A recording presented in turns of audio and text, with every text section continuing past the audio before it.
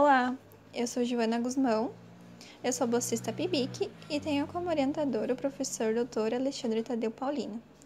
Eu vou fazer uma revisão sobre hidrogéis compósitos para imobilização de enzimas. Então, o que são os hidrogéis? Os hidrogéis, eles são biomateriais poliméricos, tridimensionais, hidrofílicos e eles possuem uma alta capacidade de absorção de água ou de fluidos biológicos. Os hidrogéis, eles têm vários usos que são muito vantajosos. Porém, depois que eles são aplicados, eles podem acabar se tornando resíduos se não forem compostos por materiais biodegradáveis. Visto isso, a gente tem tentado, então, substituir esses compostos que não são biodegradáveis por outros materiais, que são os polissacarídeos naturais. Como exemplo, a gente tem o agar, a goma-xantana, a celulose, o amido, o alginato de sódio, a carragena e a quitosana. Entre as suas aplicações, na indústria de alimentos, a gente tem uma potencial aplicação que está sendo estudada, que é na imobilização de enzimas. As enzimas, elas são macromoléculas e pertencem às proteínas globulares. Elas podem ser classificadas em intracelulares e extracelulares, que, como o nome mesmo diz, as intracelulares atuam dentro da célula e as extracelulares, elas agem no meio fora que circunda a célula. As intracelulares, elas têm como função sintetizar o material celular e elas também realizam reações catabólicas que suprem as necessidades energéticas da célula. Já as extracelulares, elas executam as alterações de determinados nutrientes e possibilitam a entrada dos mesmos na célula. O que isso é? O que acontece?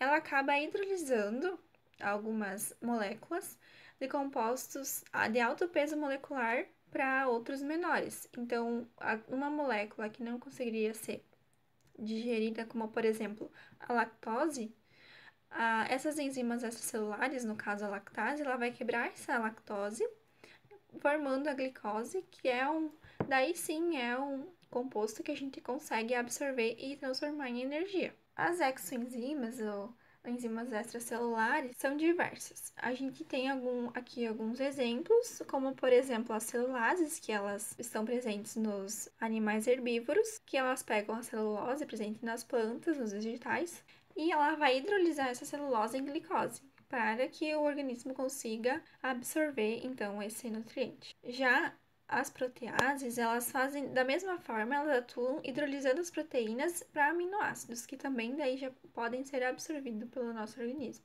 As amilases também hidrolisam amido em glicose, e as lipases da mesma forma, transformando lipídios em ácidos graxos. A imobilização da enzima. O que ela é? Ela consiste no confinamento da proteína em suporte sólido insolúvel, em meio aquoso e em solventes inorgânicos. Ela é considerada uma das ferramentas mais eficientes para alterar a especificidade, seletividade, atividade e estabilidade das enzimas. Como citado anteriormente, a gente pode dar exemplo das exoenzimas. As exoenzimas, que elas atuam no meio que é fora da célula, ela precisa ter uma boa estabilidade para conseguir atuar de forma correta, porque ela vai ter alterações no meio. Então, se for uma enzima imobilizada, ela vai ter maior facilidade, maior eficácia para conseguir fazer, atuar, exercer a sua função. Quais são as vantagens e desvantagens da imobilização da enzima? Nas vantagens, quando a gente imobiliza uma enzima, ela se torna mais robusta e mais resistente a mudanças do ambiente reacional. Como eu falei antes, elas conseguem ser mais resistentes às mudanças no meio. Elas também tem a possibilidade de reutilização do biocatalisador, no caso a enzima. Também tem a possibilidade de conduzir processos contínuos, tu vai conseguir controlar esse processo. E a gente tem a facilidade de separação do catalisador e do produto de reação. Então, quando a gente quiser cessar essa reação, a gente pode facilmente conseguir separar o catalisador do produto. Então, quando tu achar que o que tu quiser formar de produto já está o suficiente, tu pode cessar essa reação. E nas desvantagens, a principal desvantagem da imobilização de enzimas é principalmente o fator financeiro, porque dependendo da relação entre custo do suporte e estabilidade do derivado imobilizado, a imobilização, ao invés de reduzir o custo de um determinado processo, né, torná-lo mais vantajoso, ela pode se tornar ainda mais oneroso, ou seja, mais caro. Então, se tu vai ir numa indústria, a pessoa não vai querer uma coisa que se torne mais cara do que seria, né? Ela tem que ter esse processo de conversão que viabilize o valor que vai ser investido. Com o projeto, pretendemos imobilizar enzimas com o intuito de expandir as aplicações desses biomateriais, através do estudo de diversas formulações de hidrogel, para ver qual formulação de hidrogel vai ser melhor, tanto no ponto de vista econômico, no ponto de vista ambiental e na aplicação industrial também, para a gente ter um hidrogel que possa ser aproveitado e seja possível de ser aplicado depois na indústria também. Seria isso. Obrigada pela atenção. Muito obrigada.